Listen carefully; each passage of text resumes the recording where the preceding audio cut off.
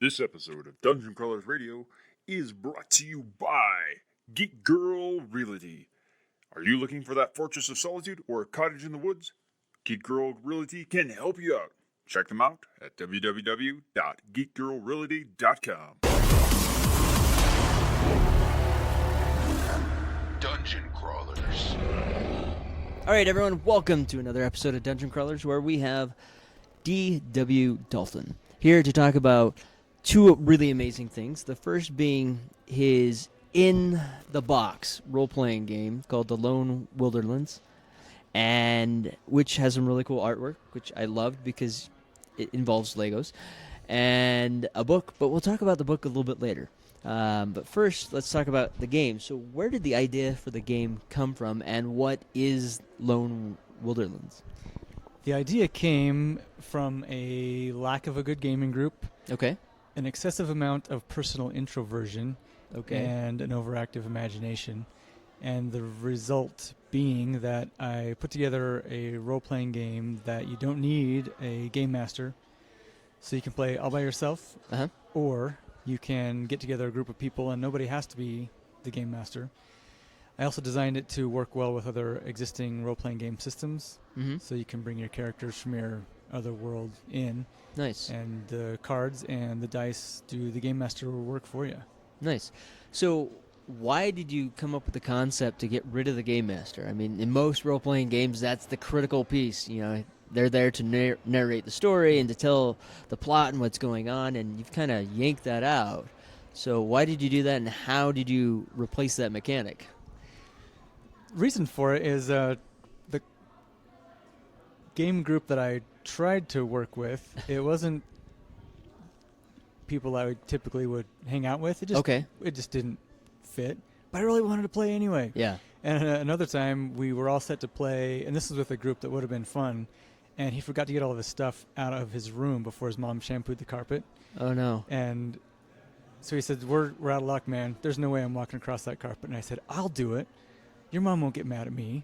And he said, yeah, you're right, but still, you'll be walking on the carpet. I'll be dealing with the fallout from that for a long time. So unless you have Drow Elf powers, man, there's no treasure type D&D today. Oh, man. We're out of luck. So it was just that desire to relive essentially what Tolkien created without the inhibitions of real life logistics getting in the way. Yeah.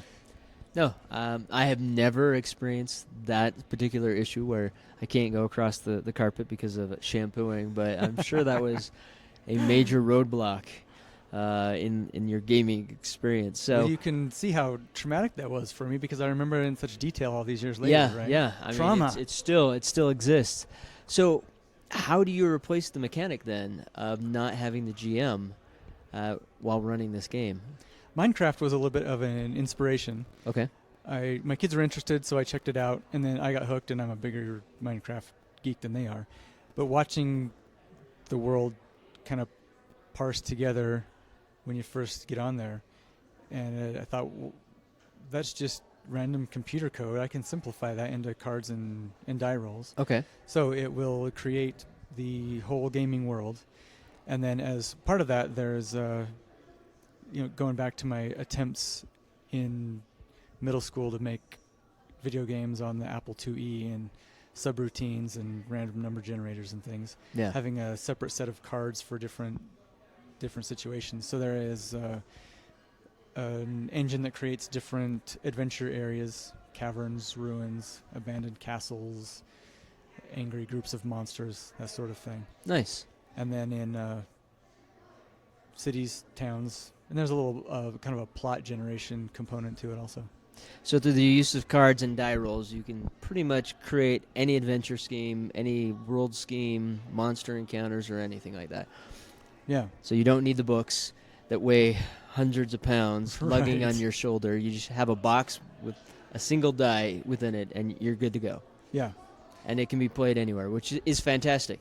I recently went on a church a youth camp with some of the youth in our church, and I took it with me. And they're like, "Oh, we're gonna role play," because I always do that. And I didn't want to lug the books this time, and so I grabbed your game and threw it out there, and we had a game within minutes, and they thought it was tons of fun. So it's really easy. I mean, it's something you could run, like at a family reunion, and you don't have to bring everything. Haha, mission accomplished. Yes, so it's great. Because that's the one thing that's always plagued me, while GMing and playing in the past is my shoulder always hurts by the end of the night because of how many books I'm having to lug back and forth. Because I'm sure there are many people out there just like me, but I hate books, digital books. I like to have the book where I can flip the pages and find it. So being able to simplify it on cards, I still have that tactile, real-life feel, and it's lighter than lugging around all those books. So that's awesome. One thing about Minecraft I liked that I don't have the skills to take advantage of, but they kept it open source, so you can tweak it as needed. So this has that option also. Make your own cards, throw them into the stack. Nice. Have them randomly come up. Cool. So as this progresses and people get to know more about it, will there ever be, say, expansions? Different I worlds or had anything like one player, I refer to him as Playtester Prime, one of my sons, that? Okay. who's bugging me to play it all the time. He said, Dad, I need cheat codes for Lone Wilderlands. Cheat codes. Cheat codes. So I got thinking about that, and it sounded like a really fun idea, but rather than cheat codes, I created a bunch of documents, maps, stuff that would be found as if it was in the gaming world, written by a character in the gaming world, and they've collected this little booklet of wisdom to pass on, and so it creates some ideas for more adventures, more advanced magic and equipment. Nice. There are a couple other expansions that I'm working on. I didn't want to create a game where you have to have the expansions to play. Yeah. That bugs me. So the one box, the free downloads for some information that doesn't fit in the box, that's all you need. Okay. And everything else is just icing on gravy. the cake. Yeah. Nice. I like that. I like you. That kind of bugs me. That's why I don't play Magic the Gathering anymore. My kids, especially my one son, loves the game. He's always begging me to play. I'm like, I got my original set from way back when. I don't want to. If you don't mind playing against that. He's like, no, we got to play these. I'm like, no, I don't even know what those are. And I hate every 3-6 months there's a new set out. Yeah. I want to play with the original game. I don't need to know all these additional powers, and I want it simple. So the fact you're keeping it simple is awesome. And, expansions are just, if you want them, that's great. So where can they find the game? Easiest way is on thegamecrafter.com. Okay. It's a print-on-demand gaming company. They produce board games, card games, a lot of great things. Shipping, when I've ordered from them, it's about a week, 10 days. Okay. They're really great to work with. If anybody's interested in looking into creating games, it's fantastic. It doesn't cost any money to use their system to create the game, create it, and you just purchase it when they print one and send it to you. And there's no minimum number that you have to print. Okay. And they did not pay me to give you that plug either. No, but there it is. So, what other games have you designed, or is this the first game you've ever designed? This is the first one. Okay. I take that back. One Christmas vacation, my brother and I decided that checkers was Not too as cool. boring. Okay. It needed some ramping up. So instead of just being kinged once, you could get kinged as many times, and we made up rules for every time that you get kinged. Nice. And it got completely out of hand and was delightful. So that was the beginning of this game creating obsession. But don't which is ask me fine. what the rules are, because I don't remember. That's okay. Anymore. That's okay. So not only that, not only have you designed this really cool game, but your first book's coming out. Yes. No, sorry, I got to grab my notes because I forgot the name of it. No, Space Boots. So, Space and it's Boots. coming out in May of 2020, which is just a really cool date in itself. because it sounds science fiction. It sounds like it's in the future, even though it's next year, which is just mind-boggling to me. Yeah. So I know it's super far out there, but still, what is Space Boots? Because there's so many ways I could think of this story going. The main character, Leo Jones, wants to be a surgeon, and the day he's taking his exams to get into the medical high school, a terrorist bomb threat happens. They clear the school out, and it gets blown up along with all the servers and the data, and so it shows that he voluntarily backed out of the test, and he is out of luck. So he's depressed, but he has a family member that picks him up, dusts him off, says, look, you don't have to give up on your dreams. Mm-hmm. So fast forward, he's a janitor on a U.S. Navy starship, cleaning toilets to earn money because he still wants to be a surgeon, even though all the scholarship opportunities are out the airlock. So at the same time, there is a female character, Hafnia, and since she was little, she has wanted to be in charge. Great musician on the violin. And as she gets older, she realizes that what she wants is to get cybernetic implants so that she can get into the training program she wants. She ends up in the Naval Academy and then an officer on a naval starship, not Leo's. Turns out Leo's captain is a traitor, and so the two ships meet in a naval battle. There's a big mess of damage and data loss and rescue ships so that everybody's on the same ship now, and in the meantime, Leo inadvertently does to Hafnia's career what the terrorists did to his test program. Oh no! And they have to work together and figure it out. In the meantime, the the traitors are not gone. Sold. No, that's awesome.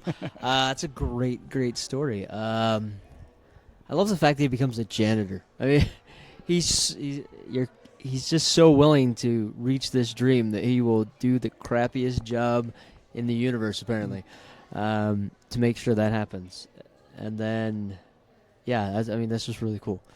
I like the plot twist in there, and I want to ask so many questions, but if I ask, it's going to give away too much. So, no, that just sounds like a really cool plot and a great story. So I'm excited when that finally comes out. Unfortunately, I'm going to have to wait almost a year. Yes, but my apologies. Soon. No, it's okay. That's great. What I am working on, and hopefully will have this happen, is there are a couple of chapters that just made the book too long for the publisher. But I liked them. Yeah. So I think other people will like them. So what I'm kicking around the idea is for people who pre-order the book or sometime in the near future, posting the chapter or two. Nice. It was cut from the book, so people can get flavor in advance. Hit the editing floor. Much like what's happening with Endgame right now. Where it's coming back into the theaters with additional content. So I did not know that. You didn't know? Yeah. I did not know Disney and Marvel are pushing Endgame back into the theaters with additional scenes that were not in the original theatrical release. I am so sold. So, unfortunately, I've already seen it twice. I'm going to go back for more number people 3 are going to go back to go see it again. But that's kind of that same concept. You get the book, you really enjoy it. Well, here's a little bit more. So I like that idea, because especially if you loved it. I mean, that's the really hard part when you're going through that editing process. They're like, yeah, this part might need to go bye-bye. And it's like, no, that's so awesome. Yeah. So to be able to release that and people still get that's fantastic. I self-published 2 sci-fi books a couple of years ago. And in writing it, some of the minor characters became very intriguing to me, and I couldn't leave them alone. So my next project after that was writing a couple of short stories of the minor characters. Yeah. And you see some of the main scenes from the books from a different perspective as they have that brief intersection. And I finished that up and put that up for sale too, and it was a lot of fun. Nice. The joys of writing is... Yes. It's so fun. Sometimes in that process, characters jump out and you realize there's more to their story than you thought. So that's fantastic. You're able to do short stories for them. So what got you into writing and creating games? Because your day job seems vastly different. I'm not going to say what it is, but just us talking, it's vastly different than this.